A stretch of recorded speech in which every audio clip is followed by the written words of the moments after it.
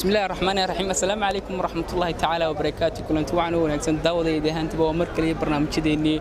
تحناها دقن دور برنامج كانوا تضوى الله وحنيسو يعني قا مخترع عبدكم منه داودة البرنامج كو قدوي برنامج دي هراء نيسو تمشي برنامج كو حنوس الله صبحنا سوق مقالة ده هرجيسة أنا قويتين دقن كو يوري دقن كان different جو دحيا أما مسافة ودحيا برنامج كو حنيس عسين توناني قا مخترع عبدكم منه كسودو برنامج كدقن دور aad iyo aad baan ugu dhawahay waana mahadsantahay adigoo magaca ku bilaabay magacaygu waa xasan jaac ismaaciil su'aashu waxay gooranaysaa maadaama oo Soomaali tahay maxaad dhaqan u leedahay dhaqan waxaan u leeyahay dhaqan wanaagsan oo ka mid ah dhaqanada ugu wanaagsan dunida maadaama aynu nahay dad muslimiina deetana taas weeyaan sababta dhaqankeenu yahay dhaqamada ugu wanaagsan adduunka waa tahay dhaqankeenii hore maxaad ka xasuustaa dhaqankeeni hore wallahi waxaan ka xasuustaa inuu ahaa dhaqan wanaagsan oo runtii xaq kasta marka laga eego xagga arrimaha bulshada tabta la isku ixtiraami jiray hadday deeq tahay sida deeq la isku siin jiray haddii ay tahay maxaan kuu sheegaa dhan kastaaba dhaqankeenu inuu ahaa dhaqan wanaagsan dhaqanka hadda jira ka wanaagsan ayaan ku xasuustaa dhaqankan iyo dhaqankii hore masaafo intee leeg ayaad odhan kartaa u dhaxaysa wallahi masaafo fog oo aan la soo koobi karin ayaa u dhaxeeya maxaa yeelay dhaqankeena iminka jira wuxuu ku milmay dhaqamada kale ee adduunka jira iyadoo dhaqamada kale ee jira ay yihiin dhaqamo ka duwan kii hore waxaan u arkaa inuu biyo dhacay dhaqanka hadda jira ayna wacan tahay bulshadu inay dib u laabato gadaal ay dhaqankaygu noqoto ay dhaqankoodu ku noqoto aad baad u maasantaysan waan ku soo dhawahay walaal adigoo magaca ku bilaabay magacayga waa Ibrahim Xisaaciid su'aashu waxay gooranaysaa maadaama Soomaali tahay maxaad dhaqan u leedahay waxaan dhaqan u leenahay inuu ahaan jirnay dad xoolo dhaqataa oo dhaqan fiican leh dhaqamo badan bay leenahay oo maxaan hortay maxay ay ka mid yihiin waxa ka mid ah inaynu xoolo dhaqatahayn weel gaar ah inaynu lahayn oo inagu samaysanay caana gaar ah inaynu cabi jirnay oo inaynu lahaan jirnay dhismo gaar ah hadduu aqal yahay reer guuraha hadduu yahay dhaqankeenu far badnaa dhaqankan iminkana ka war wallaahi kulley adigu inkastoo wax casriyo badan yimaadeen oo wax tari noola haddana waxaad dhallinyartoo kale waxaad arkaysaa oo ka mid nahay wadde inay qaarkood ku dhaqmayaan waxyaabo aan fiicnayn oo meelaha kale laga soo xigtay laakiin waxaan filayaa dhaqan waa kii hore un aad baad maasantay barnaamijka dhaqan dhowr assalaamu calaykum ku dhaweey walaalo adigoo magaca ku bilaabay magacayga waxaa la naasir biixi ismaaciil naasirow maadaama aad Soomaali tahay dhaqanka waa mid nooceeya dhaqankaygu waa dhaqankii asalka ahaa ee la yaqaanay dhaqankan iyo dhaqankii hore farqi intee leeg ayaa u dhaxeeya soo karta dee lama qiyaasi karo dhaqankan waa dhayd dhaqankii hore marka wax ka soo qaatin maxaa ugu caansanaa dhaqankii hore waxa ugu caansanaa dee dadnimo sharaf qiimayn wanaag iyo ixtiraam iyo kala dambayn dhaqankan iyo dhaqankii hore farqi intee leeg ayaa u dhaxeeya farq weyn baa u dhaxeeya waayo wax weeye dhaqankani waa dhaqankii islaamka ma aha dhaqankii soomaalidana ma aha dhaqan reer galbeed baa la qaatay dhaqankii gaalada la qaatay soomaad garan dee waxaana mas-uulka ah dawladdiina ilaahay uu kala xisabtamaya dadkan iyada mas'uulka ah aad bad maasantay ku soo dhaw barnaamijka dhaqan dhowr waa ku dhawa su'aashu waxay gooranaysaa Soomaalidii hore maxay dhaqan u lahayd Soomaalidii hore waxay dhaqan u lahayd wax wanaagsan waxay ka mid yihiin waxa ka mid ah xishoodka waxa ka mid ah xoolaha dhaqankooda waxa ka mid ah wax kasta oo wanaagsan Soomaalidii hore waxay dhaqan u lahayd waxa la yaabin dhaqankan iminka taagan ka warramay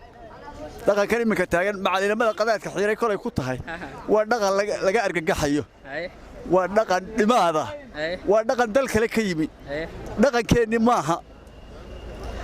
aad baad maasantay ku soo dhaw barnaamijka dhaqan dhowr adigoo magaca ku bilaabay maasantay walaal magacaygu waa Xamsa Abdullaahi Ahmed aad bad maasantay xamso su'aashan waxaan ku weydiinayaa maadaama aad Soomaali tahay maxaa aad dhaqan u leedahay anigu taadin Soomaali nahay waxaanu dhaqan u leenahay horta markii kood Soomaali bayna af Soomaaligoon ku hadlaynaa dhaqankeena horta diin baynu haysanaa islaama Allahumma salli ala Muhammad waxa kamid waxyaabaha dhaqan u leenahay horta waxaan reer guraana u ahaan jirin iminka la moodayna ka ilbaxayno aynu iska dhigno reer galbeed oo kale laakiin waxaanu caan ku nahay inaynu nahay dad xoolo dhaqataa dhaqan leh sumcadii meel loogu soo hagaago ay degaano wax loogu soo hagaaga leh dhaqankan iyo dhaqankii hore different noocaya u dhaxay difference aad buu kala duwan yahay waa dhidil xataa hadii la israalis barbadhiga ma garanaysa ma noqonayso wax la isbarbardhigi kara waayo dhade imika waxay noqonaysaa waxaynu ku soconaa tallaabo aynu dhaqankeena ka tegayno aynu reer galbeed hiigsanayno haddaynu dhalinyaro noqoto iyo hadday xagga siyaasadaba noqotode waayo dhade faqri aad u weyn bay kala duwan yihiin aad bad maasantaysa noola wadaagta waan ku dhowe su-aashan ku weydiinaya Soomaalidii hore maxay dhaqan u lahayd waxay dhaqan u lahayd inay geela kala dhacdo iminka laakiin geeli lama kala dhacayo geelba ma jiro oo la tabargo'ay geel bay dhaqan u lahayd badleed geel bay dhaqan u lahayd in kala qaado walaalon kusoo dhowahay barnaamijka dhaqan dhowr magacaygu waxa weeye maxamed ibraahim su-aashan ku weydiinaya waxay tahay maadaama aad Soomaali tahay maxaad dhaqan u leedahay waxaynu dhaqan u leenahay inaynu muxuu ahaa horta berigeena hore marka comparison lagu sameeyo isbarbar dhiga dhaqankii hore dhaqankii dambe kii hore aad iyo aad u fiicnaa horta marka la isbarbar dhigo muxuu ahaa kan imikuna waa ku horta gebi ahaan baynu ka raacnay dalalka reer Yurub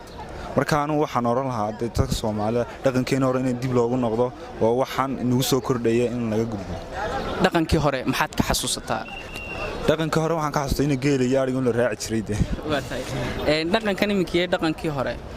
farqi intee leeg ayaa u dhaxeeya soran karta mid aad iyo aad u weyn baa u dhaxeeya walaalo oo sababtoo ah muxuu ahaa kan imiku dadkiibuu saameyn weyn ku yeeshay wax walba uu keenay berigii hore dadkii hore waxay ahaayeen dad iska kooban muxuu ahaa hableenu akhlaaq bay lahaayeen dhalinyarteena akhlaaq bay lahaayeen iminka hadda la joogo dhalinyartii badankoodu akhlaaqda way ka tagtay waa dad adu muxuu dhaqanka reer Yurub raacay in Soomaalina hebel lama moodo caalamka kale barnaamijka dhaqan walaalan ku dhowahay adigoo magacaaga ku bilaabay magacaygu waa Xasan Cali Ismaaciil maadaama Soomaali tahay maxaad dhaqan u leedahay kulli wallahi dhaqanka kulli dhaqanadu badan yihiin kulli bulshada waxa kula duganahay waa dhaqanka macna waxaan loo kala garanayo kulli hidii dhaqankuna waa kii soo jireenka ee markii hore ka hadana kulli wallahi inkastoo la wada ilbaxaydeed dhaqanka waxaan ka oran lahaa kulli aniga kooka inaan hidii dhaqankeena kor si qaadno xisnooyaan dhaqankii hore iyo dhaqankan farqi intee leeg ayaa u dhaxeeya soran allah farqi wallahi aad iyo aad baa u dhaxeeya ay ka mid yihiin dhaqanadii hore sidii dhaqankii hore la ciyaarayay hadda wax muusiq lagu daro dhaanti wax la ilaahay laakiin dhaqankii hore sacab iyo waxa haa durbaano buu haa filayaan sana nagu yaraan ku garanay oo leeyahay sheeg saasay adigaaga mislay dhaqankii wad ka raaxay kii hore haa kulli wala wax xoogaa ka yar garan laakiin hadda dhaqankan dambe madaxan baa la wada lulaayo dhaanta baa la leeyahay la qaadan barnaamijka dhaqan dhowr adigoo ku bilaabay magacaaga waxa Nuur Xamed Maxamed su-aashan ku weydiinaya maadaama Soomaali tahay maxaad dhaqan u leedahay dhaqan diinta islaamka aynu leenahay waxa kamid ah magaranaysaa diinta islaamka waxa kamid ah magaranaysaa waxyaabo badan oo dhaqanka islaamka kamid ah dhaqankii hore maxaad ka xasuustaa uu badan yahay waan u fiican yahay dhaqankan iyo dhaqankii hore farqi intee leeg ayaa u dhaxeeya doonka in badan baa u dhaxaysa waxa kamid ah dadkii hore waxay ahaayeen magaranaysaa dad miyi ku barbaaray oo dhaqanka soo fahmay wax magaranaysaa wax badan u leh laakiin dadkan imika ay magaalooyinka ku dhashay dhaqanka waxba kama garanayaan aad bad mahadsantahay barnaamijka dhaqan dhowr adigoo ku bilaabay magacaaga aan ku dhawahay aad baa mahadsantahay magacaygu waan yaala jaamac cabdi maadaama Soomaali tahay maxaad dhaqan u leedahay dhaqan waxaan u leenahay kulli waxyaabo badan oo aan halkan ku soo koobi karin marka waxaan u leenahay ciyaar dhaqankii hore maxaad ka xasuustaa ciyaar dhaqameedkii hore suugaantii gabayadii waxaas oo dhan dhaqan u leenahay dhaqankan iyo dhaqankii hore farqi intee leeg ayaa u dhaxeeya soran karta farqi weyn baa u dhaxeeyo dhaqankii hore haddii hidii dhaqankii hore tahay haddii ciyaari tahay wixii waa laga tagay imika waxaa la marayaa in maryihii la isku dhajiyo matalan oo kale in dharkii hore laga tago hidii dhaqankii marka waxyaabo badan baa ku kala duwan yihiin dhalinta waxay dir lahayd ku daawanaysa dhalinta waxaan oran lahaa dhaqankii aynu ilaalino oo aynu waxaan ku soo celino hidii dhaqankii oo aynu dharkii soo celino oo aynu gabayadii soo celino aynu soogaantii soo celino waxyaabo badan baan halkan kaga faa'iideysan adigoo ku bilaabay magacaaga waa ku dhawaay maxamed yuusuf nuur maadaama Soomaali tahay maxaad dhaqan u leedahay anigu waxaan history u leeyahay sida xoolaha loo raaco sida magaalada looga shaqeysto waxyaabahaas oo dhan dhaqan weeyaa dhaqankan iyo dhaqankii hore farqi intee leeg ayaa u dhaxeeya soran karta wallahi mid weyn baa u dhaxeeya ka wada kii hore wax ka wacan ma arag ma ogi ma fahanto dhaqankii hore dib ha loogu noqon leeyahay dhaqankii hore hay dhaqanka mad wala waxba dhaqan u leedahay dib baa halkan nigtay ku soo xidhay naalku dawada ku soo xidhaysna markaasi adna kan dhaqan baa dabada ku soo xidhat adna kan dabada ku soo xidhay dhaqan baa waa baagtan iyo nigtan baa أنا طبعا كسر ماذا برنامج كني دقدور ويدين بشكل كل المجال ده هركيسة إنتن برنامج كحاجة اسبوعي من دونه والسلام عليكم ورحمة الله تعالى وبركاته.